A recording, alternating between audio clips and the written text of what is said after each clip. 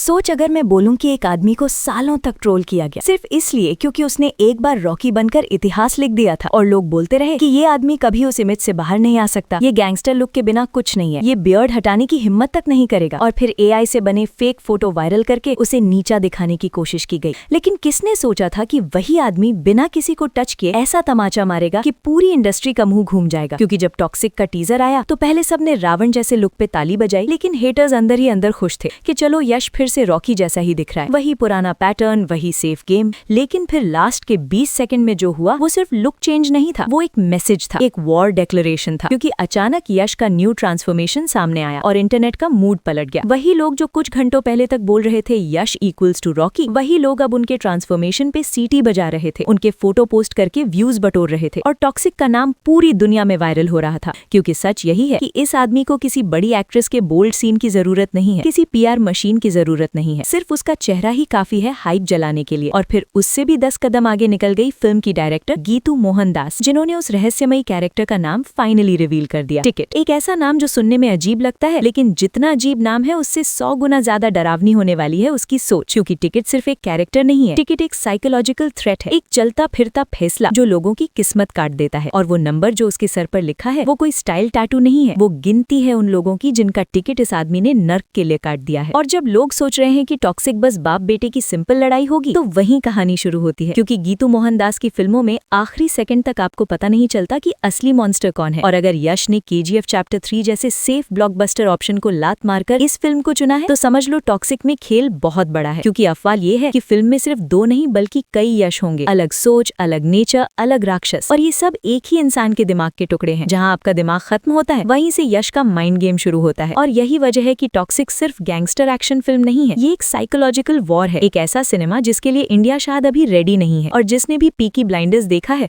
वो समझ रहा है कि यश और गीतू मोहनदास किस लेवल का डार्क माइंड गेम प्लान कर रहे हैं। और इस टिकट वाली ट्विस्ट पे तो थॉमस शेल्बी भी ताली बजा देगा, क्योंकि ये फिल्म बॉक्स ऑफिस की नहीं, माइंड की लड़ाई है। और जब 19 मार्च को ये स्क्रीन पर आएगी तब लोग हीरो विलन की बहस नहीं करेंगे, लोग ये सोचेंगे कि ये आदमी हीरो है या सिस्टम का सबसे बड़ा वायरस। और तब याद रखना, जो लोग आज सिर्फ लुक देखकर किसी का फ्यूचर प्रिडिक्ट करते हैं, वही लोग कल उस आदमी की सफलता देखकर लाइन में खड़े होंगे। तो अगली बार जब यश बॉस को जज करो तो सिर्फ बियर्ड और लुक से मत करो, क्योंकि इस आदमी का असली मॉन्स्टर उसके दिमाग में रहता है, जहाँ 1000 रॉकी एक साथ पैदा होते हैं हेटर्स का टिकट काटने के लिए। और अब सवाल ये है कि टॉक्सिक में असली रावण कौन होगा, टिकट या वो यश जिसे हम अभी तक जानते ही नहीं थे।